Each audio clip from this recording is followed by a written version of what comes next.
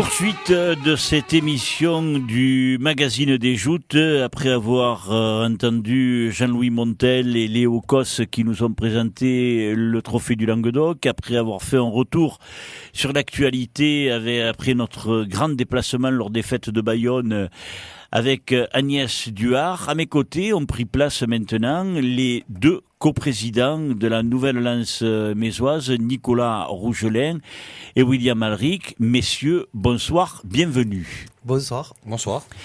Nicolas, bienvenue, parce que merci. William, c'est un habitué. Il était déjà venu lorsque la nouvelle lance a organisé le tournoi junior. Mm-hmm. Pour toi, c'est tu te lances dans le grand bain. Il paraît. Bien, alors si vous êtes là, c'est parce que ce week-end, la nouvelle lance mésoise organise dimanche après-midi la deuxième partie de sa fête, puisqu'on avait parlé du saucissonnage de la nouvelle lance mésoise lors de ta dernière visite. On aime bien que ce soit partagé les fêtes. Voilà. On en fait plusieurs, on dans l'été, ça va très bien. Voilà, tu nous avais expliqué le pourquoi, du comment, et que ça mettait tout le temps de l'ambiance dans le port et de l'animation, donc c'est une bonne chose. Donc, ce tournoi de la catégorie senior, il s'annonce comment, messieurs? Nicolas? Bien. Non, ça se prépare bien. On a fait la réunion lundi, et donc voilà, on attend avec impatience ça. Alors, les gens, dans le public, ne comprennent pas bien, parce que quand on entend parler des jouteurs, on entend tout le temps parler de « on a fait la réunion, on a mis les choses au point hein ». Et en fin de compte, on se demande de quoi vous avez pu discuter, qu'est-ce que vous avez pu mettre au point, alors, explique-nous, Nicolas. Sans dévoiler de secrets d'État, mais je pense non, pas qu'il mais après, déjà, il faut composer les barques pour les rameurs, parce que il faut avoir la disponibilité des rameurs, parce qu'en plus on rame la Coupe de France samedi après-midi, la Coupe de France junior senior. Oui, à Marseille, voilà. À Marseille en plage, donc il faut voir la disponibilité, parce qu'il y en a qui peuvent ramer le samedi, il y en a qui peuvent ramener que le dimanche, il y en a qui peuvent ramener les deux, enfin bon, on met ça déjà ça en place. Alors, on va faire une première parenthèse, on va aller petitement, parce qu'on a largement le temps, donc autant bien rentrer, et puis autant faire découvrir des choses qui sont totalement inconnues à certains de nos auditeurs. Alors, les rameurs, moi j'ai pensé, bien souvent, que les équipages de rameurs, toi tu étais à telle place, lui à cette place, lui à telle autre, c'est pas ça. Oui et non. Ah. Ça dépend, en fait c'est les barreurs qui décident. C'est selon eux leur ressenti par rapport aux capacités de chacun à pouvoir fournir plus ou moins d'efforts, parce que suivant là où on est placé dans la barque, on fait pas les mêmes efforts. Oui. Plus on est près du barreur et plus on force. Oui. Et après les efforts sont pas les mêmes suivant je dis pas que si celui qui est plus près des tambours force moins, mais il fait pas les mêmes efforts, c'est-à-dire que lui il est plus chargé de tourner les barques quand il y a le tournant, voilà. Alors que quand la barque se lançait, c'est plus ceux qui sont en bas, comme on dit, ceux qui sont près du barreur, qui lancent la barque, donc là c'est vraiment un très très très gros effort. Voilà. Et ça c'est important ce que tu dis, parce que peu de gens le savent, et c'est pour ça que je voulais te faire venir à expliquer ça. D'accord. Parce que les rameurs, on ne les met pas souvent en lumière. Alors là, j'en profite parce que vous êtes deux présidents, vous êtes deux rameurs, vous êtes rompus à ces choses-là et ces activités-là, vous les connaissez parfaitement bien. Donc, si vous ne les expliquez pas, c'est pas moi qui vais les expliquer. Même si je le sais, le problème n'est pas là. Il faut que ça soit vous qui expliquiez à nos auditeurs que le rameur qui est en bas, c'est lui qui donne la cadence, que celui qui est en haut, c'est celui qui sert à faire tourner la barque. Il faut que ce soit vous qui le disiez. Celui qui donne la cadence, c'est celui qui normalement est en bas et à droite. Voilà. Voilà, lui il donne la cadence, et à partir de là, lui il donne la cadence de toute la barque. C'est le maître de rame. Voilà. Après, c'est vrai que ceux qui sont, comme on dit, du côté de la longue, c'est-à-dire du côté où les barques se croisent, ils font moins d'efforts parce que pendant la passe, eux, ils rangent la rame. Oui. Voilà. Alors que les automnes, normalement, je dis bien normalement parce qu'il y en a qui le font pas, il y en a qui badent.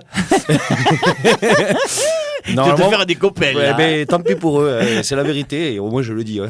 Et voilà, normalement, ils doivent continuer à ramer pendant la passe. Pour que les barques ne s'arrêtent pas. Parce qu'après, suivant les jouteurs qu'il y a, des fois, les barques, elles s'arrêtent, et au moment de la passe, les planchers s'écartent. Et oui. Voilà. Alors, explique-nous aussi à la longue des Alors ça, c'est celui qui est tout en haut du côté où les barques se croisent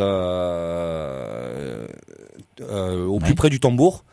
Donc 2-3 coups de rame avant, il crie fort à la longue, ou il crie ce qu'il veut d'ailleurs, il n'est pas obligé, mais chez nous c'est à la longue. Oui, mais tout le monde dit à la longue. Non, après, que ce soit de 7 ou de Metz ou de Frontignan. Ça dépend, parce que j'ai entendu des termes à 7 qui sont un peu nouveaux. Ah bon? Ouais, parce que nous, après, on a l'habitude de la caca qui nous parlait plus ou moins en patois. Des termes de la mer qui nous disaient Saïd des Saya, ça veut dire. Quand on dit Saya, c'est en fait faire avant, c'est aller en avant. Ou en arrière. Oui. Et voilà, là, cette année, j'ai entendu dénage. Donc, c'est un terme un peu plus, je crois, de rame traditionnelle, je crois, dénager. Nager et dénager, ce sont plus des termes d'aviron. Ouais, voilà. D'aviron. Ouais. Bon, écoutez. Ah ouais, mais bon, c'est la chance d'avoir quelqu'un qui connaît ça. On a l'habitude, en fait, nos anciens marins, c'était la Keke Mario, et nous, ils nous parlaient tout le temps en termes marins, en patois. Il faut savoir que traditionnellement, quand même, les barreurs de la Nouvelle-Orléans mésoise ont tout le temps été des pêcheurs. Oui. Parce que tu prends les premiers barreurs, c'était Gérard Draguis, t'as eu Kika Moulinier, t'as eu la Keke, t'as eu Mario, la Keke André Bastide, pardon. Oui. T'as eu Mario Sambuco, après même actuellement tu as Frédéric Cartier et Fabien Jacquet, ce sont tous des pêcheurs. Et c'est vrai qu'on a cette particularité d'aller barquer dans la Nouvelle-Orléans, tout le temps les ordres sont donnés en patois. C'est vrai, mais dès que tu me le remémores, c'était tous des pêcheurs de l'étang. C'est ça. Tu vois, tu as bien fait de venir. Et j'ai vu la lumière, j'ai dit, je rentre, on sait jamais. Non, mais tu vois, Nicolas, il me plaît que tu insistes là-dessus et que tu développes ça, parce que c'est des choses que les gens connaissent, les gens qui suivent vraiment les joutes, mais les gens qui découvrent les joutes au travers de notre émission apprennent là aussi des choses intéressantes. Alors, on reprend notre cheminement, donc, au cours de ces réunions. Voilà. Ah, très bien, t'as pas perdu le fil. Donc, qu'est-ce qui se dit au cours de ces réunions? Donc, on place les rameurs et on forme les équipages. Voilà, ça, c'est la charge des deux principales. Des deux patrons. Voilà, ça c'est parce qu'il faut voir la disponibilité, parce qu'en plus on insiste vraiment, parce qu'on a des rameurs qui jouent en senior, et on insiste vraiment pour pas qu'ils aient à faire et jouter et ramer le même tournoi. Nous, ceux qui jouent il faut pas qu'ils aient à ramer. Voilà, donc il faut trouver, des fois on va chercher des rameurs vieux de 3 ans ou 4 ans en arrière. On a réussi, on se débrouille toujours, on a toujours du monde pour ramer à la maison quand même. Ouais, et puis même après, éventuellement, si le garçon a perdu, il peut aller le relayer, non? Ou quand on prend la rame, on la lâche pas. Oh là là, il me regarde avec des yeux, on l'a mis. C'est pas ça. Alors vas-y, dis-moi. Non, on aime autant que le jouteur qui est tombé, qui reste à disposition pour aller faire le poids pour la fin du tournoi. Voilà. Ça, c'est important quand même. Oui. Parce que c'est vrai, en règle générale, normalement, je dis bien, tous les tournois seniors qu'on a eu fait, tu regarderas au moment des revanches et au moment des. C'est que des mésois sur la barque. C'est que des jeunes, c'est que des seniors mésois. T'en as même des seniors de la jeune lance qui viennent faire le poids. Oui, c'est vrai. Et au moins, comme ça, ça va plus vite quand tu as basculé les jouteurs d'une barque à l'autre, t'as pas à changer le poids. Très juste, très juste. Mais ça, ce sont ceux qui apportent les jouteurs aux barques qui doivent bien le gérer, ça. C'est le point fin de barque. Ça, c'est un autre débat qui est très, très important, parce qu'il y a beaucoup de gens qui vantent les qualités, moi le premier, de Michel Isoire, qui pour moi a été certainement celui qui a été le meilleur à amener les gens aux barques.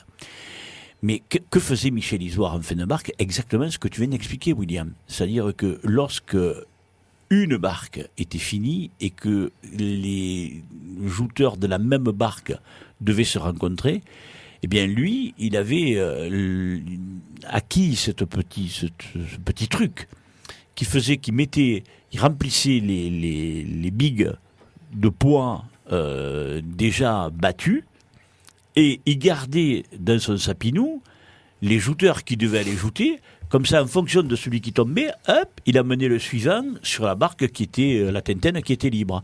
Et là, tu gagnes du temps. Oui, Michel Isoire était tellement fort qu'il savait déjà qui allait tomber. Il suivait déjà la barque du jouteur qui devait embarquer déjà. Il était très fort. C'est vrai. Très, très fort. Mais il l'est toujours, hein, parce qu'il faut même s'il fait que le Pavador, il est toujours. Hein. Oui. Mais tu vois, toutes ces choses-là, c'est vrai. C'est ce qui fait un bon embarqueur. Il fait gagner une heure de tournoi, hein, grosso modo. Ah oui. Voilà. Ah oui, c'est énorme. Ah oui, oui. Et alors moi, tu vas me faire dire des choses qui après vont me faire avoir des ennemis. Mais tu vois, non, mais quand je vois des gens qui sont stationnés au bord du quai avec la barque pleine de monde, qui attendent qu'il y ait un jouteur qui tombe à l'eau, et puis qui se gratte la tête pour savoir s'il faut la mener ou pas, à quelle barque, tu vois, là, tu te dis, là on est mal. Là, on est très mal. Et ça arrive. Mais parce que les gens ne suivent pas, sont pas attentifs. Un gars comme tu viens de le dire, Michel Isoire, lui, tu joutes contre moi, il savait que c'était moi qui allais aller à l'eau. Donc automatiquement, il suivait ma barque. Parce que il aurait fallu un exploit pour que je te mette à l'eau. Mais si l'exploit, je le créais, hop, il tournait et il repartait sur l'autre barque. C'est ça. Voilà. Et ça c'est ce qui fait la grande force. Et puis, lui, il te disait pas, la marque balle, c'est à tel endroit, et si c'est 3 mètres plus loin, eh bien, il attend. Non. Lui, il te prenait les gars d'un côté, de l'autre, il allait faire les vendanges, tu vois, comme ça, là. Bon, ça, c'est un autre problème. Revenons à notre réunion, parce qu'on n'avance pas, là.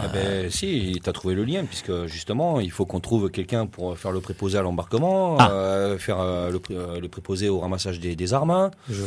Le jury, qui va faire le jury, qui va faire le micro. Alors, vous avez trouvé tous ces gens. On a trouvé tout ce monde-là. Donc, tout ça se fait à la réunion. Voilà, après, il y a des volontaires, il y en a qui lèvent la main. On sait pas, parce qu'on n'est pas Pinochet, on ne dit pas toi tu fais ci, toi tu fais ça. On ne fait pas comme ça. C'est des réunions participatives. Hein. Bien sûr. Et ce qui fait plaisir, c'est qu'en plus, on a du monde, hein, quand même. Hein, déjà, il faut savoir qu'on fait une réunion par semaine. Tous les lundis, on fait une réunion. Et il y a tout le monde qui est convié. Tous les sociétaires sont conviés. On a ce système pas de management, quand même. Je vais pas jusqu'à, si on peut dire ça, quoi. Que chacun a son mot à dire. Et tout le monde vient aux réunions, c'est-à-dire qu'on se retrouve 20, 25. Et c'est vrai que quand on prépare le tournoi, c'est d'autant plus facile quand tu es nombreux que quand tu n'es pas nombreux. Absolument. Après, tu arrives comme tu prépares ton défilé, tu prépares ton repas, tu prépares tout. Il faut que toute l'organisation soit terminée le lundi soir. Après qu'on arrive que le samedi, qu'on sache à telle heure on fait ça. Et après, on suit.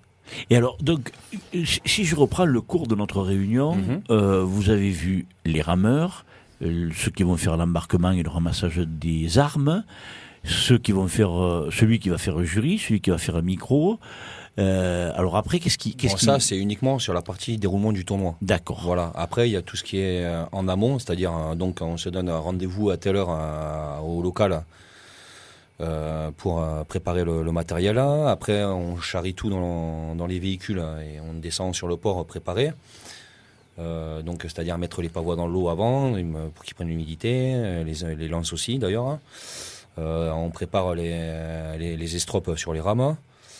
On prépare tout, quoi. Donc après, quand on arrive, on n'est plus qu'à s'asseoir dans la barca et commencer, quoi. Et lancer le tournoi. Voilà, ça c'est la...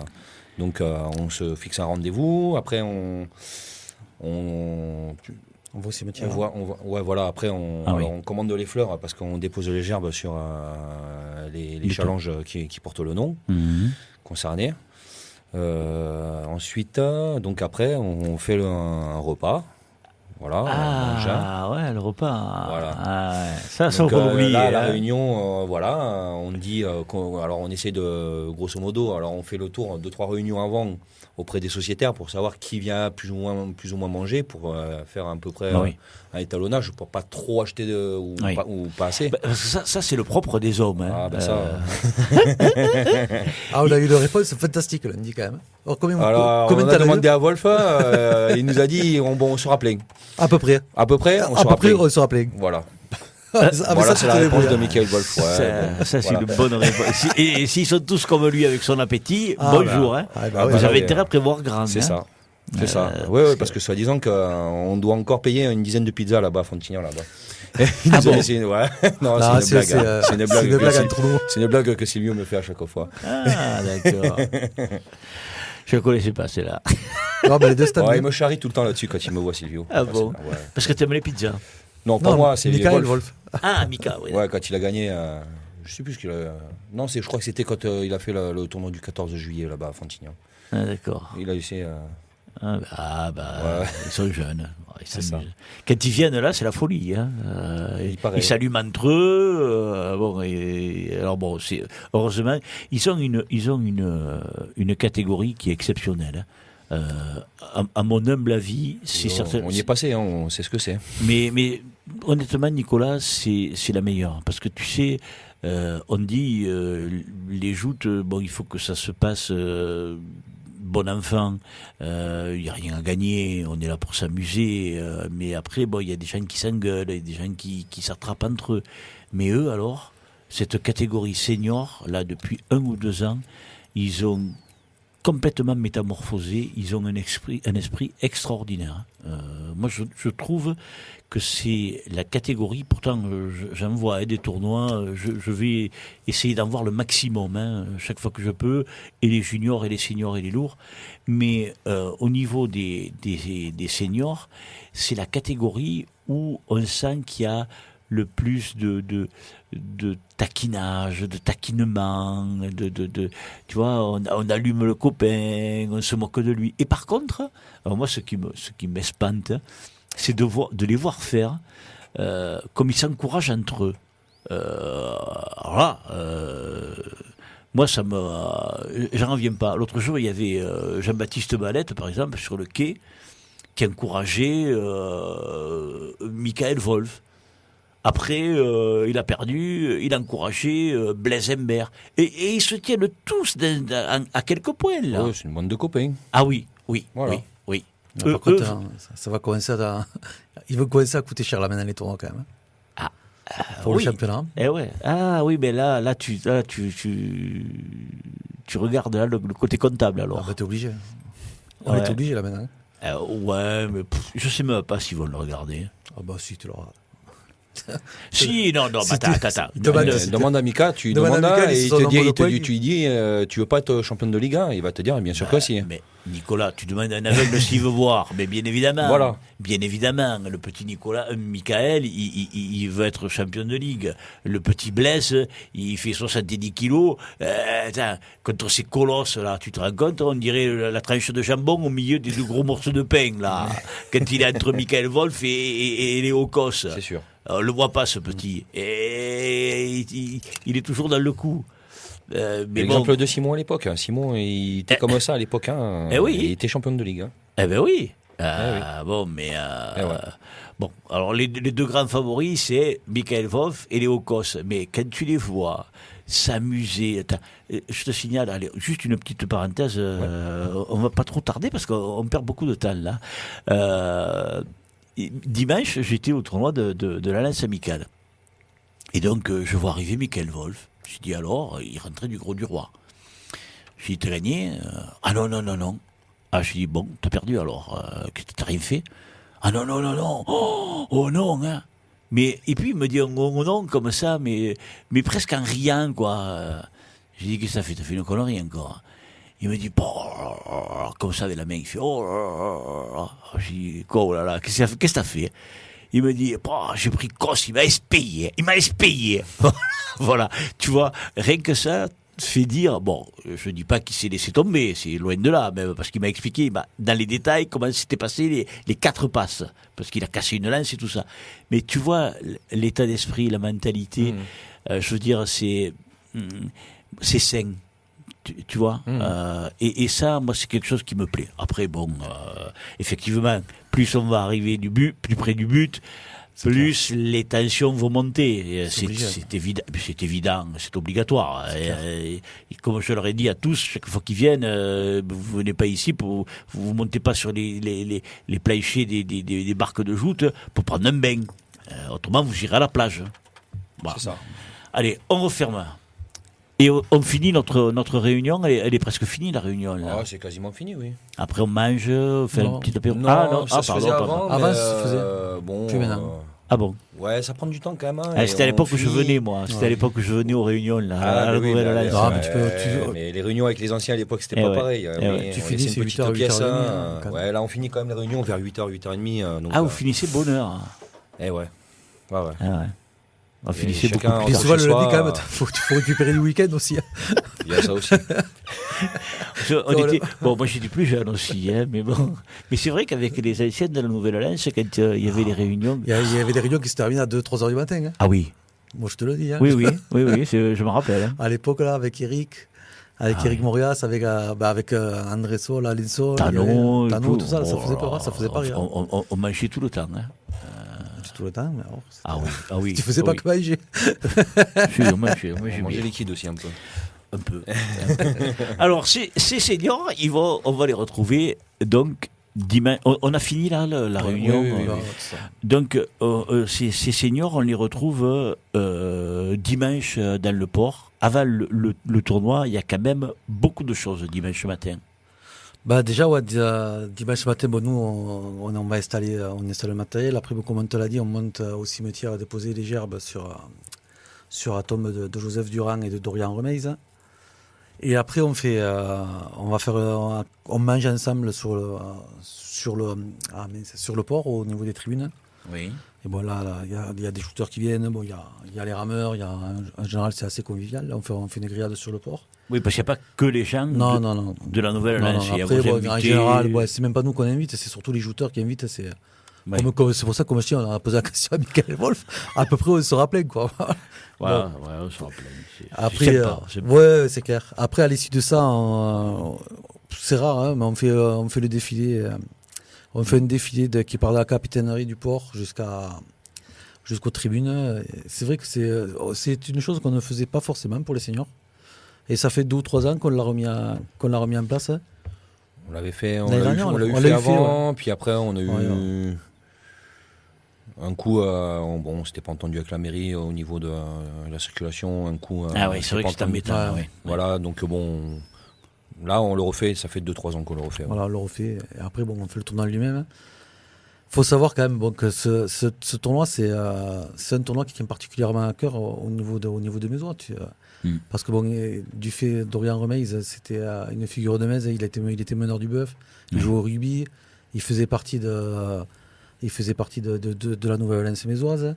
Et bon, quand il a eu ce terrible accident de plongée, c'est parce qu'il était plongeur scaphandrier, et on s'est retrouvé face à un dilemme de se dire Dorian était chez nous, on était obligé de faire quelque chose, mais tous ses amis, il y en avait qui étaient à la Jeune Lance, dans l'autre société. À Nouvelle-Lance. Et quand on a pris la décision de créer ce challenge Dorian Remeis, on a dit on ne peut pas les priver, quoi. On ne peut pas priver ces jeunes, ces amis, de mettre leur nom sur ce challenge. Et c'est pour ça que je crois qu'on a été les premiers même sur les précurseurs, je pense, sur ce genre de challenge. On récompense le meilleur shooter mézois. Normalement, c'est le meilleur sociétaire sur les autres tournois.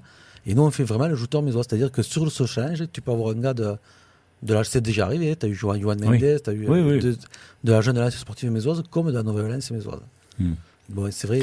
Et cette année, particularité qu'il y a, c'est que son frère Brice Zaragoza a repris un restaurant sur le port de Metz qui s'appelle Le Mas. Et du coup, on fait la remise des prix à son restaurant. Il a tenu à ce qu'on fasse la remise des prix par rapport à son frère, tout ça au restaurant. Et je pense que comme chaque année, ça va être un moment chargé d'émotions. Oui, là. Moi, je sais, chaque année, là, quand on arrive pour faire le discours, pour en parler, c'est surtout moi que Brice, c'est mon meilleur ami. C'est Dorian, c'était comme un petit frère. C'est vrai que ça me prend les tripes, ça me prend le cœur. Des fois, c'est dur de faire sortir les mots. Bon, quand tu vois les parents qui arrivent et qui sont même 12 ans après en train de pleurer, ça fait quelque chose. C'est sûr que quand on a perdu des jouteurs, des jeunes qui malheureusement ne sont plus là, et dans beaucoup de sociétés il y en a aussi, et vous avez décidé de l'honorer en récompensant quelque part un jeune de Metz aussi. Et c'est ça le beau geste en fin de compte, parce que donner le challenge à un nom de quelqu'un qui est disparu, on va dire que c'est monnaie courante. Je m'excuse de parler comme ça en termes peut-être durs, mais vous êtes allé au-delà de ça. Vous, ce que vous avez décidé, c'est d'honorer la mémoire d'un jeune Mézois au profit d'autres jeunes Mézois, et bien faire comprendre que il y a des accidents qui peuvent arriver et ne pas les perdre de vue non plus aussi, parce que dans votre population de jouteurs, il y en a aussi des pêcheurs. Non, mais il faut savoir que du moment qu'on a eu créé le challenge Dorian Remeis, ça a apporté quelque chose de nouveau à ce tournoi, Joseph Durand, parce que tu prends tous les jeunes Mézois maintenant ils veulent gagner le tournoi. Mais ils veulent avoir en premier lieu le challenge. Ouais. Et on a même presque l'impression que le challenge d'Orient Mesa est plus important que le premier prix. Mais donc, du coup, l'adversité est très très très rude. Oui. Et ce qui fait que pour avoir ce challenge, il faut aller très très loin dans le tournoi. Ce qui fait que très souvent, quand même, celui qui gagne ce challenge, il gagne en même temps le tournoi. Et c'est un des tournois seniors les plus durs dû à ce challenge-là. Et c'est vrai, pour en parler. Tout le monde le disait. Moi, Simon, il m'a dit pendant des années, il m'a dit ce tournoi à Metz, là, il a dit, mais il est génial. Il a dit parce qu'il est plus dur à gagner. Dû à ce challenge-là. Oui, parce que vous y avez rajouté un ingrédient supplémentaire. C'est pas beau de dire des choses comme ça, mais un ingrédient supplémentaire qui fait que la motivation chez les jeunes Mézois, elle est bien plus grande que celle des autres jouteurs qui vont venir de l'extérieur. Pour eux, c'est entre guillemets un tournoi normal, comme ils en disputent d'autres tous les week-ends. Mais pour les jeunes Mézois, je peux t'assurer, quand tu remets le challenge, quand la famille remet le challenge d'Orient Remeis, 9 fois sur 10, t'as le jouteur qui pleure. Bah oui. Qui pleure tellement d'émotions, quoi, tellement c'est.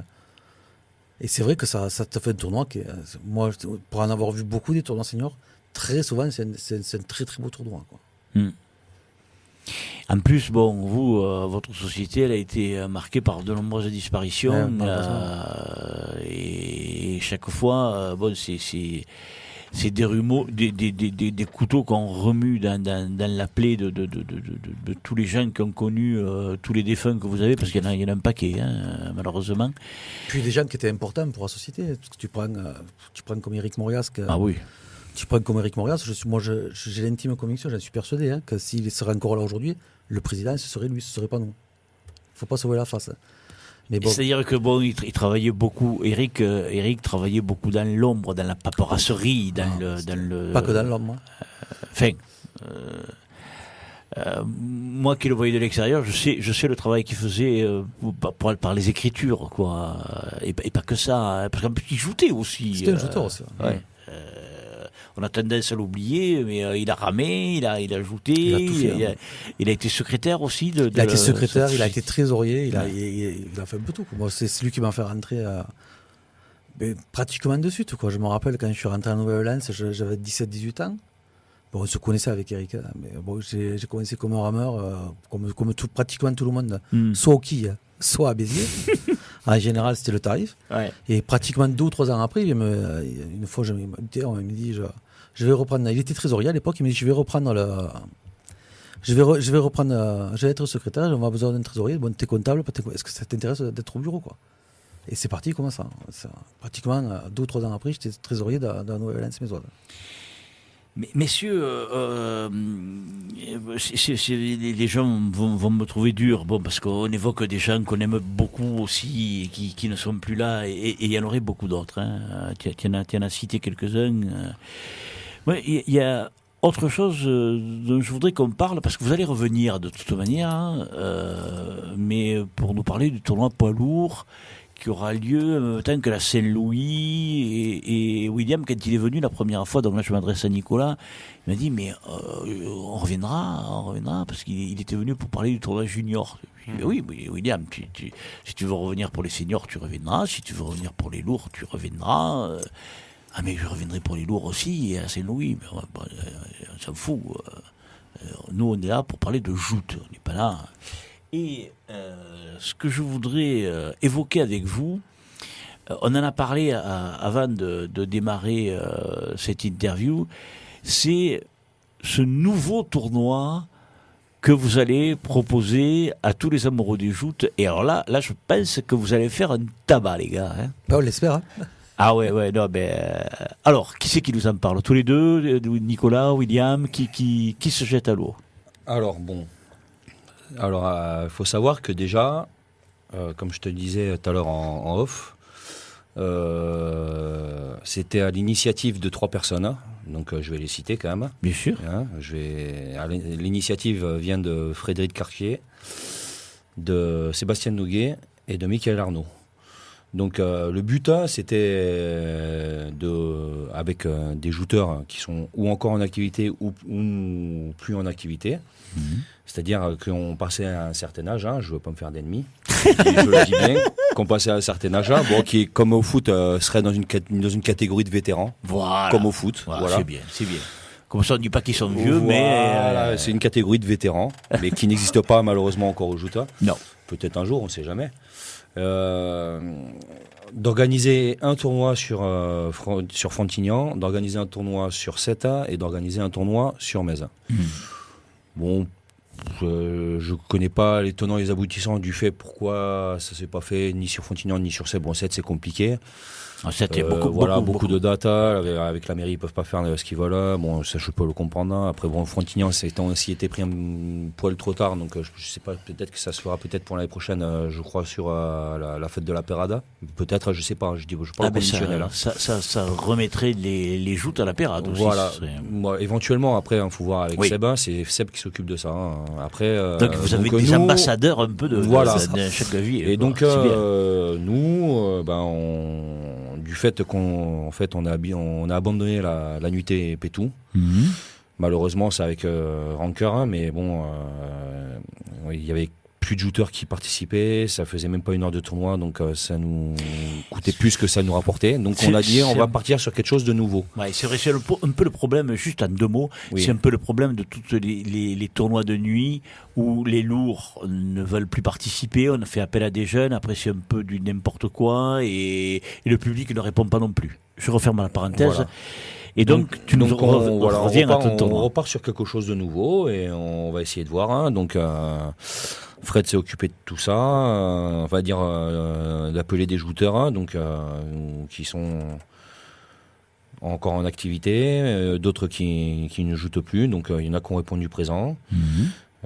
Bon après qui exactement je peux pas vous dire parce que c'est Fred qui a les noms machin. Non, mais il faut garder l'effet de surprise aussi. Voilà, bon, je peux vous dire qu'il y aura un jury d'Enfer il y aura beaucoup de Saint-Louis. Voilà, quelques Saint-Louis au jury et que personne n'ira leur gueuler dessus. Là, ils sont tranquilles. Il doit y avoir des costauds. Non, le but c'était au travers ces jouteurs-là qui ont jouté, bon, il y a pas si longtemps que ça finalement, mais où il y avait je trouve que un vrai état d'esprit des jouteurs, c'était les copains avant tout. Bon, quand on joute l'un contre l'autre, on se rentre dedans. Ouais. Mais voilà, je sais pas. Après, on se retrouve aussi pour faire la fête. D'autres personnes en parlaient. C'est vrai qu'il y a des choses dans les jouteurs auxquelles on retrouve plus. À la fin du tournoi, on remonte pas tout le temps forcément le vainqueur à la remise des prix, alors que moi le premier, hein, je suis pas, c'est pas parce que j'en parle là que je dis que je le fais tout le temps, loin de là. Non, mais et puis bon, la vie aussi fait donc c'est de retrouver un peu cet état d'esprit, c'est-à-dire que celui qui gagnera, tout le monde va rester jusqu'à la fin du tournoi, parce qu'après bon, on fait un repas quand même. Alors il a lieu quand ce tournoi? Alors ce tournoi aura lieu, faut qu'on le dise quand même. Voilà, ce tournoi aura lieu le lundi. C'est ça, lundi 14 août. Hein, c'est la veille du 15 août, c'est-à-dire que le lendemain, personne ne travaille. Hein, on n'a pas choisi cette date au hasard. Non plus. Ouais, pas folle la guêpe. Hein. Donc, on démarrera sur 18h. Hein. Donc, ça se fera normalement en 2 heures de temps, 2 heures et demie de temps. Je pense, ouais. Voilà, de manière à ce que pour 8h01, on aille faire la remise des prix. Tous ensemble là, qu'on accompagne le vainqueur, comme ça se faisait à l'époque. Et vous comptez accueillir, sans dévoiler l'identité des participants, combien une quinzaine de shooters par barque, une douzaine par barque, c'est ça. Près, hein, c'est ça. Grosso modo, c'est pas un chiffre défini non plus, mais bon, ils seront pas 45 par barque, ça c'est sûr. Non, voilà. Ils seront 15, grosso modo 15 par barque. Voilà, c'est l'idée. Non, le but de tel tournoi, c'est que c'est le plaisir, tout simplement. Il faut que les shooters, c'est les anciens shooters, ils vont se retrouver, ils vont prendre plaisir. Je pense que les gens qui seront là, qui vont les regarder, vont prendre plaisir aussi. Et après, on prendra du plaisir aussi. Parce que bon, après, on organise, à l'issue du tournoi, qu'on a appelé le tournoi des vieilles canailles, je trouve le clin d'œil humoristique très sympathique. Bien sûr, bien sûr. Après, on organise un repas dansant sur le parking de la capitainerie. Avec un DJ qui animera la soirée. Donc, on le connaît, hein, le DJ. Oui, le DJ, on le connaît. C'est Ben et Gisèle Zapata. Et donc, on a au menu, ce sera sèche à la rouille, fromage et dessert pour 10 € par tête. Ouais, c'est pas cher. 10 € par personne, c'est correct. Après, bon, bien sûr, il y aura une buvette où vous pourrez acheter du vin, de la bière, pas d'alcool fort. Ouais. Je tiens à le préciser d'abord. Et bon, les gens, c'est ouvert à tout le monde. Même un simple néophyte qui ne connaît pas, qui veut venir, pourra venir. Soit il faudra qu'il s'adresse à quelqu'un de la société pour s'inscrire, soit sur Metz, on a prévu 2 lieux où ils peuvent s'inscrire. C'est la boulangerie La Hue Chapin qui se situe sur l'esplanade et le fleuriste La Fée des Fleurs qui est sur la place de la mairie. Donc vous pouvez y aller, vous avez vos 10 € et vous pouvez commander le repas et on vous donnera un ticket pour pouvoir participer à notre repas également. Vous payez sur place. Et où, bien sûr, vous pourrez bien sûr aussi même payer sur place. Vous avez la place, elle n'est pas immense. Si vous mettez la sono et compagnie, il y a de la place. Il y a de la place. Tout le monde rentrera. Oui, on a le parking, on a tout. On a tout le grand parking. C'est carrément tout est fermé, tout le port sera fermé. Tout le port va être fermé à partir du matin jusqu'au lendemain matin. Ah bon. Donc alors on se gare de l'autre côté. Donc il faudra se garer à la place des Tonneliers. Et après vous ferez le tour. Au moins ça vous permettra de voir un peu le port de Metz pour les gens qui ne connaissent pas trop. Vous verrez, il y a quelques boutiques sympathiques, des établissements qui vous accueilleront pour peut-être pas ce soir-là parce que vous venez manger avec nous, mais bon, pour d'autres soirées qui seront très sympathiques. Et j'espère que l'année prochaine, quand on ira, du fait d'avoir fait le pub à la radio, ils nous donneront un peu plus pour le programme des joutes. Mais bien sûr, voilà. Donc là, c'est les rendez-vous immédiats que la Nouvelle Lens propose. Donc, en résumé, c'est ce dimanche à partir le tournoi. Je parle du tournoi à partir de 15h dans le port et le lundi 14 août. À partir de 18h, toujours dans le port. Mais alors là, avec, on va dire, les lances légendaires. C'est ça, on va dire ça. Mais après, c'est. Les vieilles canailles. On fait ça bien, quoi. Il y aura les hautbois, les tambours, une peña. Ah oui. On fait ça comme il faut, quoi. Il faut leur rendre honneur quand même à tous ces anciens, ou même tous ces champions, on peut dire. Mais j'en ai jamais douté, hein, et je pense que tout le monde va vivre ça dans la bonne humeur et dans la bonne entente. Aussi, hein. Je pense aussi. Ouais, je pense. A-t-on oublié quelque chose, messieurs ? Alors... Parce que je crois qu'on a disséqué la réunion de joutes.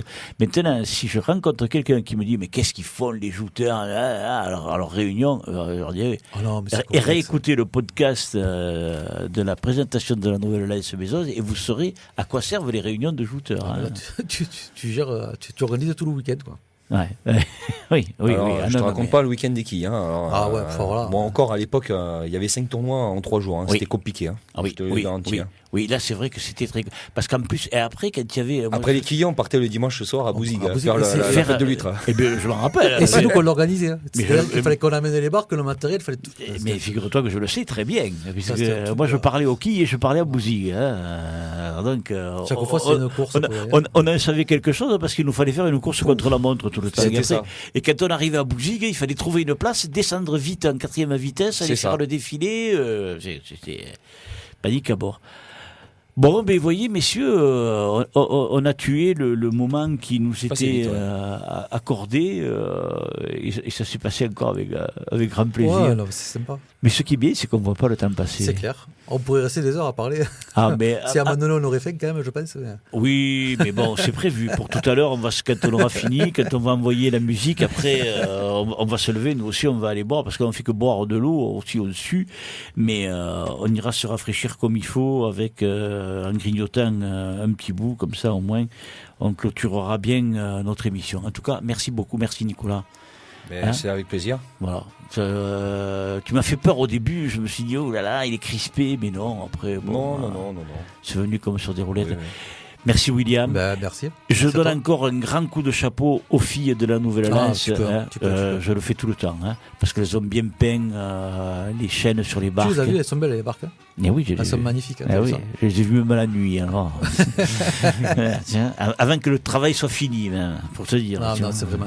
Je suis un amoureux des barques de la Nouvelle-Alliance. Elles sont belles, c'est vrai que moi je les ai tout le temps aimées aussi. Alors attends de voir le programme qu'on va sortir parce que tu vas avoir des belles surprises. Question Barca. Voilà. On verra bien. Ouais. Il est 20h en tout cas, on rend la musique à nos auditeurs.